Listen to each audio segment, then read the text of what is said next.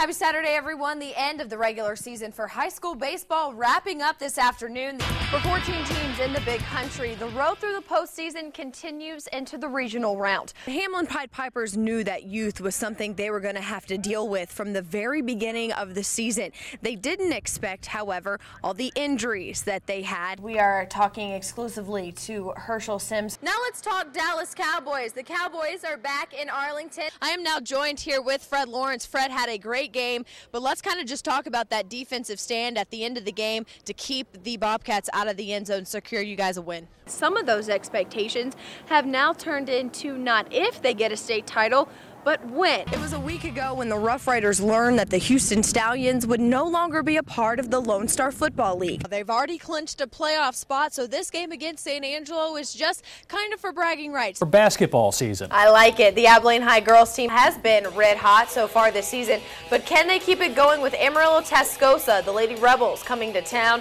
this afternoon? The ladies up 32-27 here, but Shea Hunter getting it out to Allison Stones. She dribbles, takes a step, nails that three. Going to extend Abilene High's lead. Then a little later, down court pass to Jamie Flores. She turns around, that beautiful bounce pass to Hunter underneath. She gets the bucket and the foul. And so the ladies extend their lead right there to 7. And the Lady Eagles take this one 40-27. That final today from Abilene High. This BigCountryHomepage.com sports with Alyssa Orange. Yet another Saturday here in the Big Country. As always, a busy one for college football. So why not start with the Hardin-Simmons Cowboys, who are looking to bounce back after a big loss to UMHB last week. The Cowboys taking the field for the last time at home this season, and man, did they put on a show early. Devin Carter with the touchdown run here, and HSU leads 7-0. Then the Cowboys bust out the Wildcat. Bryce Johnson keeping this one to put it in for 6 more.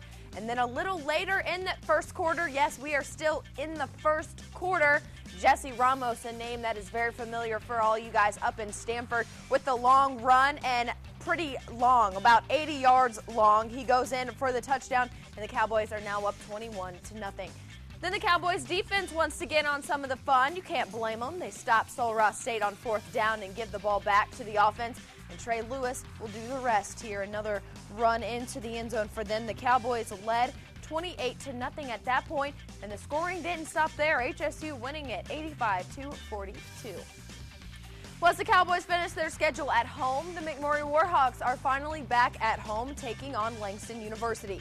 The start of the second half finds McMurray down by 3, but in the red zone, Jake Mullen connecting with his receiver for the score, and the Warhawks will take a 7-3 lead. The very next possession here, Jake looking for an open man. He's going to throw deep into the end zone.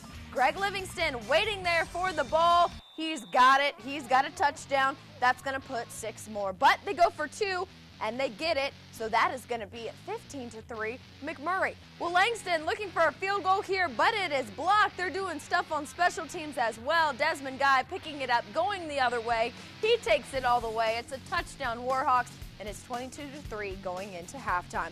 Now the Warhawks go on to win this one 29-11, their homecoming game against Langston. Well, the ASU Wildcats on the road this weekend, taking on one of their oldest rivals, Texas A&M Commerce. The Wildcats were trailing 17-3 at the end of the third quarter, going into the fourth quarter, but a 85-yard touchdown from Mitchell Gale to Darian Hogg was the difference. ASU comes back to win 24-17 in what very could well be the last meeting between the two rivals. Now to some Big 12 football in UT and Kansas. Like I told you, exciting one here. In the fourth quarter, we're all tied at 14, but the Jayhawks pick up a big first down there on this pass from Michael Cummings to Jimmy Mundine, and that would set up a field goal, and the Jayhawks are going to lead the Longhorns 17-14 with just minutes on the clock. Mac Brown going for a quarterback change. That's Case McCoy in there at quarterback. He hits Jackson Shipley, the McCoy-Shipley connection. We've heard that one in the past. It works out well most of the time. It did today. McCoy keeps throwing. He finds Mike Davis here. The Longhorns are going to go down to the 3-yard line, and so they're going to run the ball. Well, no, just kidding. They're going to throw the ball. McCoy finding an open DJ Grant for the go-ahead score, and that will be your winner in Lawrence. The Longhorns fight until the very end. They get the 21-17 win over Kansas. Now to some other scores around the Big 12. The Red Raiders trying to pull up another upset. But Kansas State isn't having it. The number 3 team in the land wins it 55-24. The TCU Horned Frogs trying to do the same thing over the Oklahoma State Cowboys, but unfortunately, as you see that score, 36-14 in favor of the Pokes, well, TCU couldn't get it done. The Baylor Bears and the Cyclones just wrapping up in Ames, Iowa. Iowa grabbing the 35-21 win. And Notre Dame, Oklahoma, it's in the fourth right now, but Notre Dame probably going to cap this one off. They just had an interception, and they have a 20-13 lead, so it looks like Notre Dame, taking this one over Oklahoma. And the Aggies and the the Auburn Tigers, playing in the SEC in Auburn, Texas A&M getting the huge 63-21 victory. A lot of football, always a lot of football. Homa, I know you love every minute of it. That's the sports. Let's get it back to you at the desk. Coaches, it's one of the greatest professions in the world. I don't know, I'm living a dream. For Abilene High's offensive line coach Steve Childress, every day on the field is a good one. But what makes it even more special is sharing that same field with his two sons. You know, I've always been around it and seen what the players go through to get ready for Friday night. But having a son, it became more personal. Since Ryan and Reese Childress were young, football has always been a part of this family. Like middle school, I was the ball boy. And so when we won state, that was a pretty big deal. When we were in flag football, we were versing the Cowboys. I scored the winning touchdown in the championship, and he came and grabbed me and ran around the whole field. It was Reese, flag football still, and we ended up losing a tough game. And you know, I'm kicking rocks, I'm mad at the world, and Reese comes over and he's so excited. I'm like, what is he excited about? You know, all year long he had trouble getting his belt off. He got his belt off that game. Now, both are part of the Eagles football team. They both, you know, told me that they wanted to play defense. I thought, no, they're making a mistake. They're offensive guys, but that was just the offensive coach in me. And they may be playing for the same side on Friday, but with every brotherly relationship comes competition. I beat him in everything, so there's not much competition. Who can catch our football better? For sure.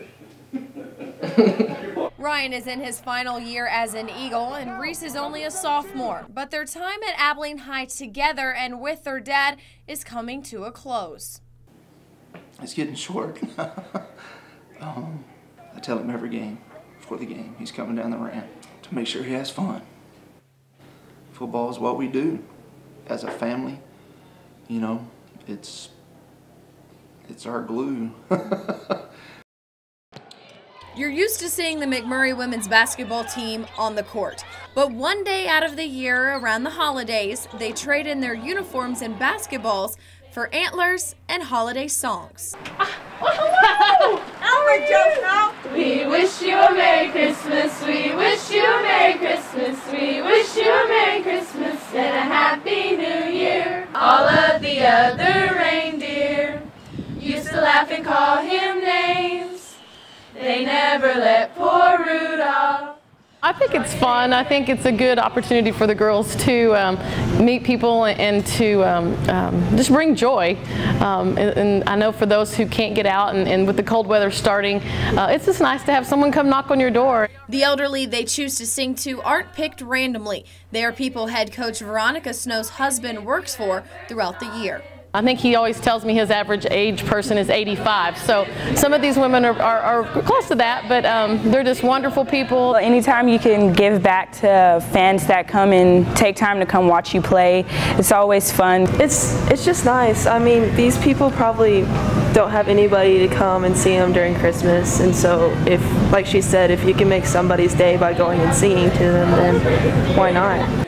Merry Christmas and a Happy New Year. But on top of bringing a little extra holiday cheer to Abilene, the ladies also enjoy the importance of spending time together, even if it is a little out of their comfort zone. No, we aren't great singers, but it's always fun to, you know, laugh and crack up with each other. I just remember last year when we went caroling, I remember it, and I'm gonna remember it for a while, and it's just a really fun experience. A lasting memory all involved will never forget. I'm Alyssa Orange for BigCountryHomepage.com Sports. Marcus Washington, senior football player at Abilene High. It's Thursday, the day before the Crosstown rivalry, and it's tours day. So me and Marcel just go in the first period, government. How's the school spirit been? It lets us have fun this week because this week's about us, you know, just having fun. Forget about the stuff leading up to the game. In politics, you don't watch one debate and determine, okay, I know who the winner is. But in the end, we're all from the same place, so we should all like love each other. I'm sure that love will be after the game. What are the odds that you get random people hugs in the hallway? 1 in 50. It's really a lot of pressure. But once you're on the field, you have to just cancel all that out and just focus on the game. On stage and what you guys see in the movies today. They're really encouraging. It's encouraging to hear, you know, are you ready for the game? And it's just something that helps you motivate for Friday. Anticipation builds every day, but we're not going to play the game till 7:30 tomorrow night.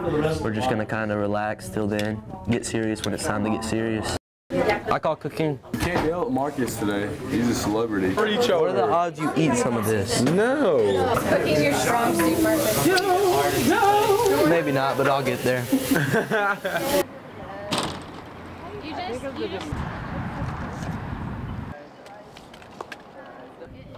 do some words. Yay! I mean, we just go through school, and then once school's out, you know, just start going more reps through your head and just be ready to execute. Who do you think's gonna win? What do you think? We're on the same team. Who do you think's gonna win? Abilene High. All right, go Eagles. Who should my next target be? Who do you think's gonna win? Abilene High. All right, go Eagles. 3, 2, 1. They're a good football team all around, and it's just all about executing and being able to do our job as individuals and being able to come as a team and winning. And we're just gonna have to go out there and, you know, compete. No glove Thursday, boy. I thought it was no glove Wednesday. Oh, it is no glove Wednesday. Kind of not read into what people say because a lot of people don't. I mean, just as the football players aren't talking. Abilene High versus Cooper tomorrow night at Shotwell, 7:30. When the pads are popping, we'll be rocking. Good night.